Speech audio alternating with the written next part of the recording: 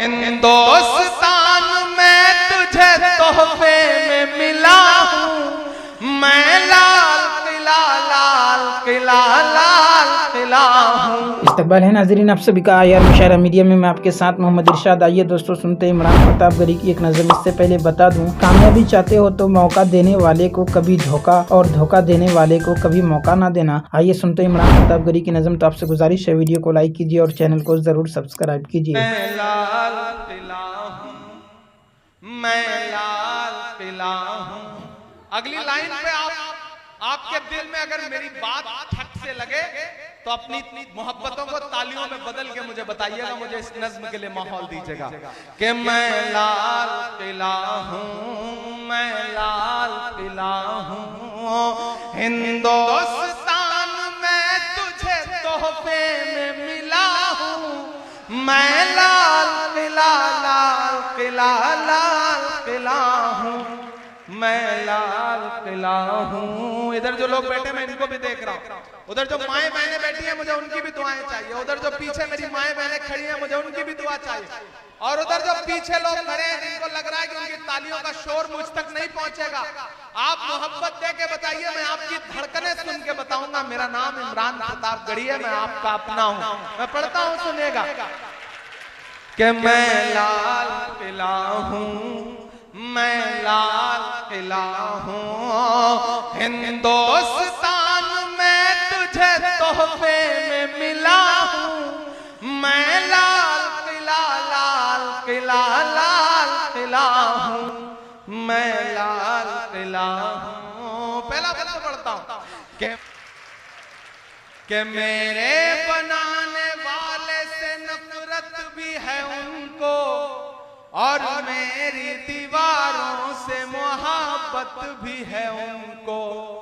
صدیوں کی گواہی ہے میری لال دیواریں، بھارت کی سپاہی ہے میری لال دیواریں۔ صدیوں کی گواہی ہے میری لال دیواریں، بھارت کی سپاہی ہے میری لال دیواریں۔ دیکھا گیا ایک خواب ہوں میں شاہ جہاں کا، تعمیر کامیاب ہوں میں شاہ جہاں کا۔ تاریخ کے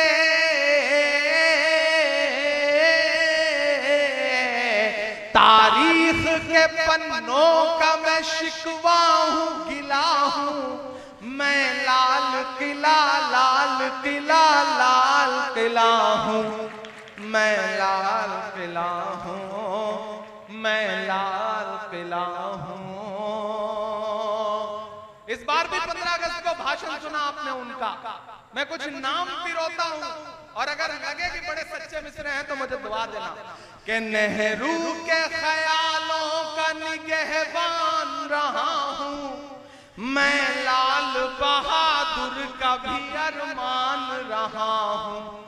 راجیو اٹل سب کے ہوں الفاظ سمیٹے، اگلا مصرع سمجھ میں آئے تو مجھے سن کے بتانا کہ راجیو اٹل سب کے ہوں الفاظ سمیٹے، خاموش سمن موہنی انداز سمیٹے، میں اندرا کے جذبے سا فولاد رہوں گا، تیار رہنا، میں اندرا کے جذبے سا فولاد رہوں گا، آباد تھا آباد ہوں آباد رہوں گا۔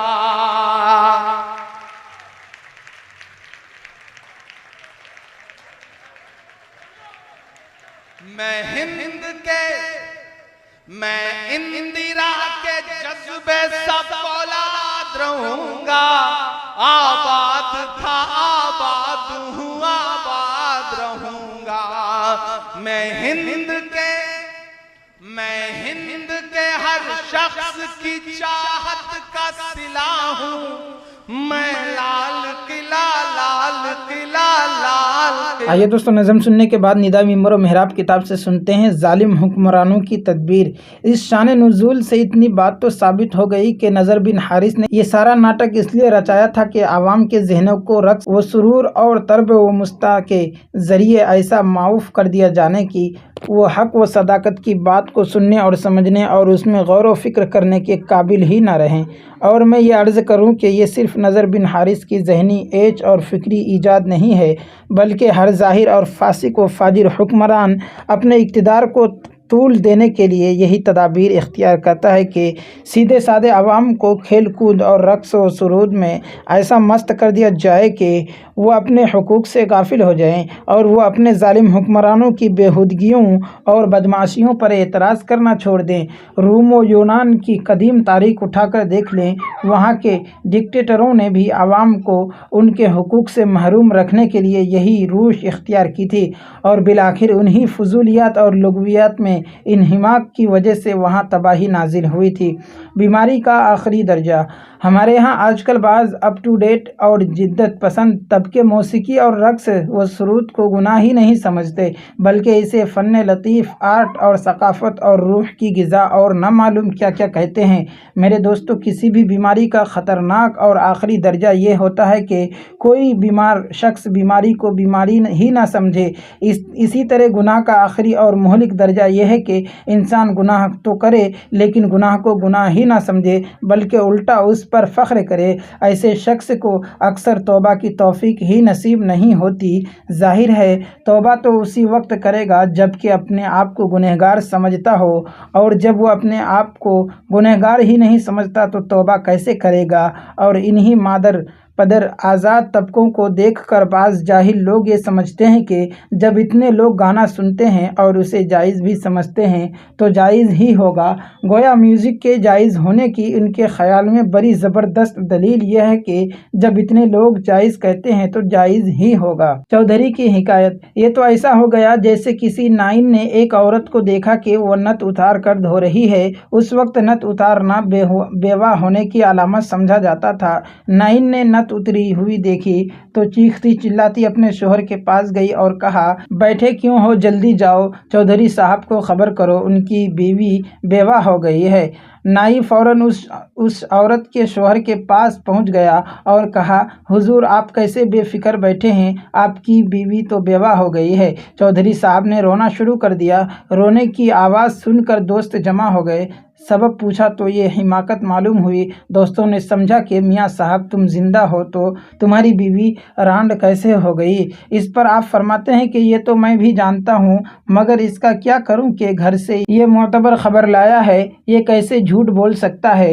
यही हमारी हालत है कि इतना बड़ा गुनाह जिसके बारे में रसूल अकरम सल्लल्लाहु अलैहि वसल्लम की सख्त वईदें वारिद हैं, उसमें हम दिन रात इसलिए मुनहमिक हैं कि जब इतने लोग ये गुनाह करते हैं और इसे जायज़ कहते हैं तो जायज़ ही होगा। उस्ताद की हिकायत। इसी किस्म की एक और हिकायत भी है। एक मदरसा के तालिब इल्मों ने इत्तिफाक कर लिया कि आज छुट्टी होनी चाहिए और तो कोई तदबीर ना निकल सकी। आखिर ये राय ठहरी कि जब उस्ताद साहब आए तो सब बारी बारी उनका मिजाज पूछें और उनको बीमार बतलाएं। चुनांच जब उस्ताद साहब तशरीफ़ ले आए तो हर तालिब इल्म बारी बारी आता और मुसाफा करके कहता, हज़रत क्या बात है कि आज हाथ कुछ गर्म है, चेहरा मुबारक भी सुर्ख है। दो चार लड़कों को तो उस्ताद ने झरक दिया, लेकिन जब बार बार सब ने यही कहा तो उस्ताद साहब भी सोचने पर मजबूर हो गए। और चूँकि कायदा है कि जिस बात का वहम गालिब हो जाता है वो बात सचमुच हो जाती है। आखिर उस्ताद की तबीयत बिगड़ गई और वो अपने को वाकई बीमार समझकर घर जाकर लेट गए और तालिब इल्मों की छुट्टी हो गई। तो जैसे ये उस्ताद लड़कों के कहने से अपने को बीमार समझने लगे, यही हाल उन लोगों का है जो दूसरों के कहने से गुनाह को नेकी और हराम को हलाल, जहर को तरियाक, कांटे को फूल और तारीकी को रोशनी समझने लगते हैं। बाज़ लोग ऐसे हैं कि गाना बजाने को गुनाह समझते भी हैं, लेकिन इसके बावजूद इससे बचने की तदबीर नहीं करते। बज़ाहिर दीनदार होते हैं, नमाज रोज़े की पाबंदी भी करते हैं, घर में रेडियो और टीवी और टेप रिकॉर्डर पर मौसीकी की कसरत से कभी कभी परेशानी भी होती है, मगर इससे बचने की सच्ची कोशिश नहीं करते। एक बद्दू की हिकायत।